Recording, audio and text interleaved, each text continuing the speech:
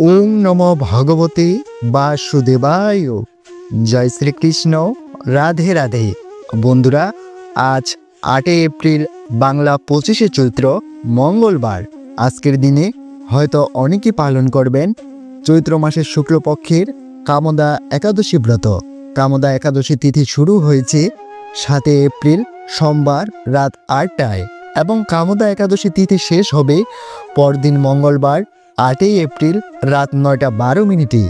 উদয়া তিথি অনুযায়ী একাদশী উপবাস পালনের দিন 8 এপ্রিল মঙ্গলবার। কামদা একাদশী ব্রত পালন ক্রিয়া সম্পূর্ণ করতে হবে 9 এপ্রিল সকাল 6:02 থেকে 8:34 মধ্যে।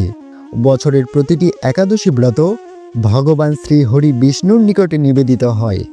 বলা হয়, যদি কেউ একাদশীর দিনে ভগবান শ্রী বিষ্ণুকে স্মরণ করে এবং তার পুজো করে, তাহলে সে ব্যক্তি ভগবান শ্রী হরি এবং মা লক্ষ্মীর আশীর্বাদ সদা বজায় থাকে তার উপর।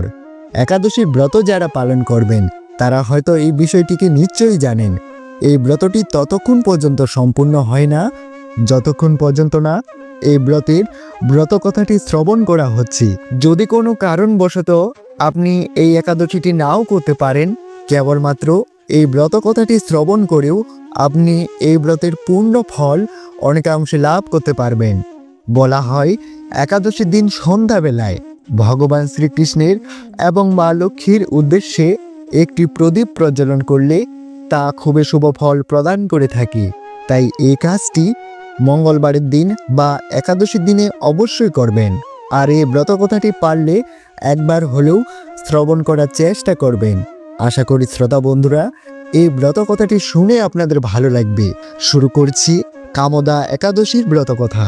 চৈত্র মাসের শুক্লপক্ষের কামদা একাদশীর মাহাত্ম্য বরাহ পুরাণে বর্ণিত আছে। মহারাজ যুধিষ্ঠির বললেন, হে বাসুদেব, কৃপা করে আমার কাছে কামদা একাদশীর মহিমা কীর্তন করুন। শ্রীকৃষ্ণ বললেন, হে মহারাজ, এই একাদশী ব্রত সম্পর্কে এক বিচিত্র কাহিনী বর্ণনা করছি, আপনি এক মনে তা শ্রবণ করুন। পূর্বে মহিষী বৈশিষ্ট্য মহারাজ দিলীপের কৌতূহল নিবারণের জন্য এই ব্রত কথা কীর্তন করেছিলেন। ঋষি বৈশিষ্ট্য বললেন, হে মহারাজ, চৈত্র মাসের শুক্লপক্ষের একাদশীর নাম কামদা। এই তিথি পাপনাশক ও পূর্ণদায়িনী। পূর্বকালে মনোরম নাগপুরে স্বর্ণ নির্মিত গৃহে বিষধর নাগেরা বাস করত। তাদের রাজা ছিলেন পুণ্ডরীক। গন্ধর্ব, কর্ণীর ও অপ্সরাদের দ্বারা তিনি সেবিত হতেন। সেই পুরীর মধ্যে অপ্সরা শ্রেষ্ঠ ললিতা ও ললিত নামে গন্ধর্ব স্বামী স্ত্রী রূপে ঐশ্বর্যপূর্ণে এক গৃহে পরম সুখে তারা দিন যাপন করতেন। একদিন পুণ্ডরীকের রাজসভায় ললিত একা গান করেছিলেন। এমন সময় ললিতার কথা তার মনে পড়ল। ফলে সঙ্গীতের স্বর, লয়, তাল ও মানের বিপর্যয় ঘটল। কটকট নামে এক নাগ ললিতের মনোভাব বুঝতে পারল। বিষয়টি সে পুণ্ডরীক রাজার কাছে জানায়। তা শুনে সর্পরাজ ক্রোধ ভরে কামতুর ললিতকে অভিশাপ দেন, হে দুরামতি, তুমি রাক্ষস হও। সঙ্গে সঙ্গে ললিত ভয়ঙ্কর রাক্ষস মূর্তি ধারণ করলেন। তার হাত 10 যোজন বিস্তৃত, মুখ গুহাতুল্য, চোখ প্রজ্বলিত আগুনের শিখার মতো প্রচণ্ড এক শরীর তিনি লাভ করলেন। ললিতের এরকম ভয়ঙ্কর রাক্ষস শরীর দেখে ললিতা মহাদুঃখে চিন্তায় ব্যাকুল হলেন। স্বেচ্ছাচারী রাক্ষস ললিত দুর্গম বনে ভ্রমণ করতে লাগল। ললিতা কিন্তু তার সঙ্গ ত্যাগ করলেন না। ললিত নির্দয়ভাবে মানুষ ভক্ষণ করত। এই পাপের ফলে তার মনে বিন্দুমাত্র শান্তি ছিল না। পতির সেই দুরবস্থা দেখে ব্যথিত চিত্রে কাঁদতে কাঁদতে ললিতা গভীর বনে প্রবেশ করলেন। একদিন ললিতা গন্ধর্ব পর্বে উপস্থিত হলেন। সেখানে ঋষি সিংহ মুনির আশ্রমে দর্শন করে মুনির কাছে হাজির হলেন। তাকে প্রণাম করে সেখানে দাঁড়িয়ে রইলেন। মুনিবর জিজ্ঞাসা করলেন, হে সুন্দরী, তুমি কে? কার কন্যা? কি কারণেই বা এই গভীর বনে এসেছ? তা সত্য করে আমাকে বলো। উত্তরে ললিতা বললেন, হে প্রভু, আমি বীরকন্যা, গন্ধর্বের কন্যা। আমার নাম ললিতা।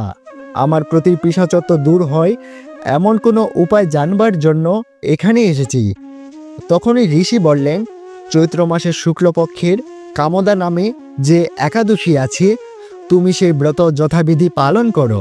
এই ব্রতের পূর্ণ ফলে তোমার স্বামীকে অর্পণ করলে তৎক্ষণাৎ তার সমস্ত পাপ বিনষ্ট হবে।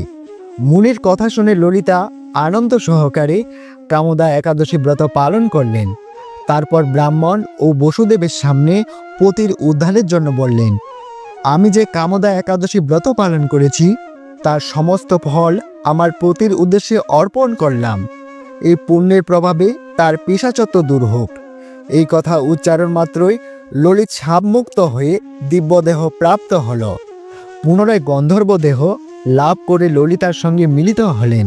হে মহারাজ দিলীপ, এই ব্রত যত্ন সহকারে সকলেরই পালন করা কর্তব্য। এই ব্রত ব্রহ্মহর্তা, পাপ বিনাশক এবং পিশাচত্ব মোচনকারী। এই ব্রতকথা শ্রবণপূর্বক পাঠ ও শ্রবণে বাজপেয় যজ্ঞের ফল লাভ হয়।